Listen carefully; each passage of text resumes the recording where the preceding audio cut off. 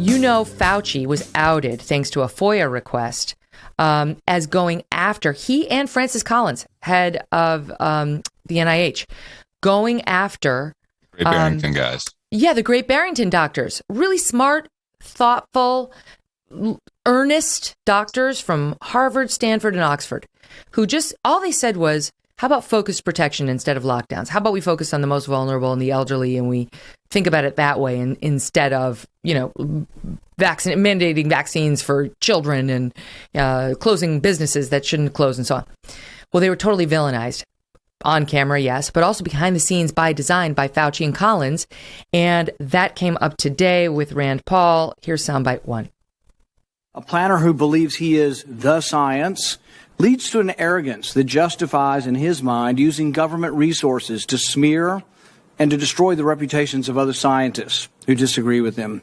In an email exchange with Dr. Collins, you conspire, and I quote here directly from the email, to create a quick and devastating published takedown of three prominent epidemiologists from Harvard, Oxford, and Stanford. Apparently, there's a lot of fringe epidemiologists at Harvard, Oxford, and Stanford. Do you really think it's appropriate to use your $420,000 salary to attack scientists that disagree with you? In usual fashion, Senator, you are distorting everything about me. Did you ever object to Dr. Collins' characterization of them as fringe? Did you write back to Dr. Collins and say, no, they're not fringe, they're esteemed scientists, and it would be beneath me I did not do that? You responded to him that you would do it, and you immediately got an article in Wired, and you sent it back to him and said, hey, look, I've got him. I nailed him in Wired of all scientific publications. That's not what went on. There you go again. You just do the same thing every hearing. That was your response. And this wasn't the only time.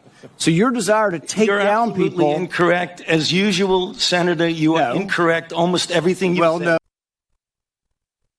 Well, no, it's not incorrect because it's documented black and white. We know it from Fauci's own emails back and forth with Collins. Yep.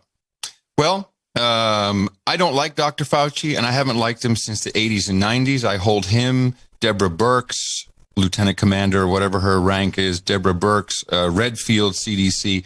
I hold them personally responsible for the death of several of my friends and acquaintances during the AIDS crisis. They did go read the Village Voice front page op-ed of how angry the gay community was at Fauci and, withholding treatments. It's all the same stuff. And then, these just ignoring any other alternative form, vilifying and just plain out lying. It's well documented.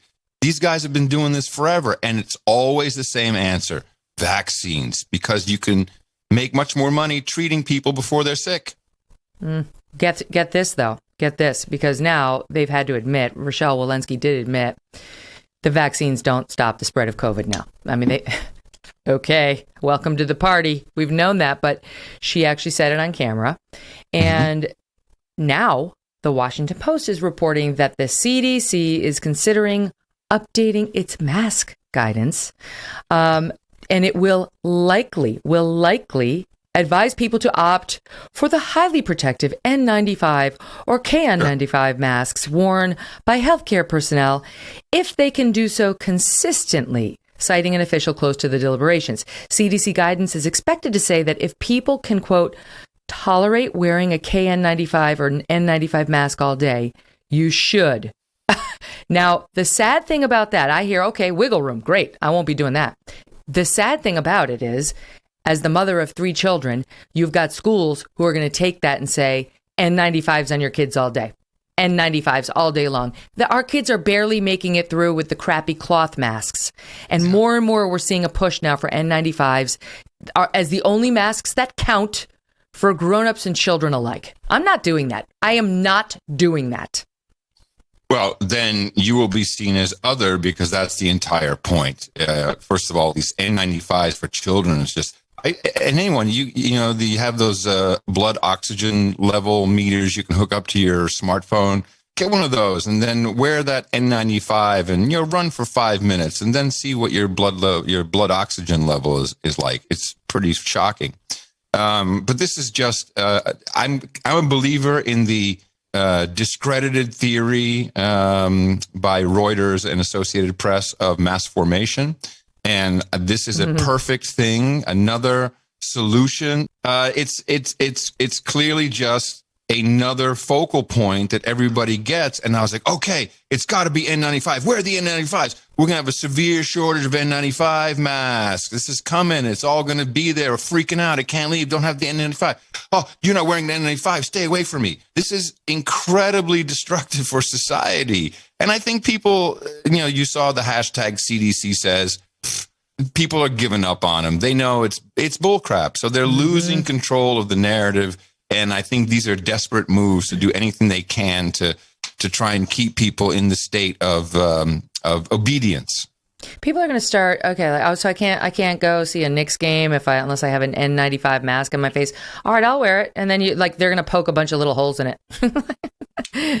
There's going to be people will find a way around all of this nonsense because there are things that we need to do that they're telling us we can't do unless we keep the damn masks on our face or we get vaccinated.